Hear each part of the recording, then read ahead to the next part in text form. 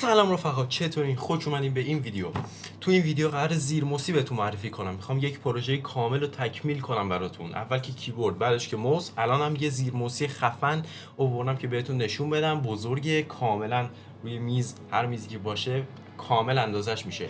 اندازش هم با متر براتون میگیرم داخل ویدیو و برو که رفت.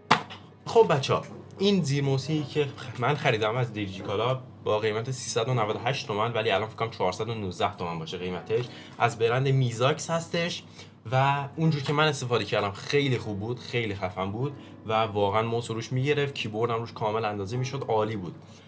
هیچی رو جعبش ننوشته، دیسک پد نوشته اینجا هم که نوشته چیزایی که مناسبه رو نوشته اینجوری.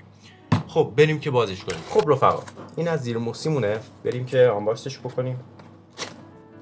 یه ضامن داره همشون، عالیه. واو من رنگ مشیک رو خریدم و با دوردوزی توسی. حالا عکسش هم رو صفحه بعدش براتون میارم.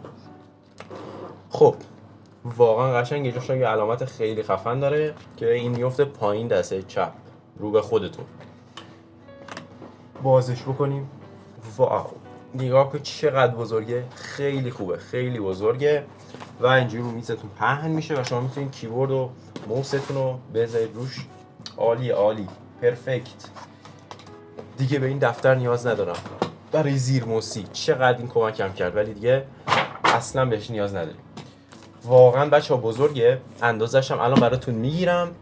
بریم که داشته باشیم. خب رفقا، این زیرموسی مونه که این برشه.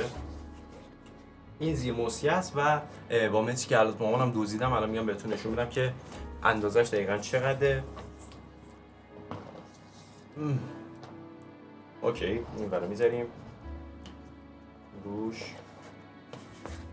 ببینید به میزتون میخوره یا نه. ببینید حدوداً 80 سانته، 80 سانت هست و واقعا خوبه. 81 سانته اینجا، 81 سانت هست و میتونید با متر میزتون اندازه بگیرید و ببینید برای میزتون عالی هست یا نه. خیلی خوبه، موس روش کامل حرکت میکنه، سر میخوره. از اونجایی که بزرگه واقعا همه جا رو پوشش میده. کیبوردتون رو میتونید راحت بزنید روش، مثلا من که کیبوردم کوچیکه، فکر 64 تا دکمه داره. تو ویدیوهای قبلی میتونید برید نگاه کنید، اونو هم آنباکسش کردم و یه موس هم آنباکس کردم که اونم براتون گذاشتم. واقعا روی این زیرموسی عالیه، همه چیش عالیه و ویدیوی بعدی یادتون نره ببینید که داخلش گفتم که چه قطعاتی داخل کامپیوترم وجود داره و میخوایم کل قطعاتش رو اینجا داریم با هم و با هم آنباکسش میکنیم. فعلا پیس.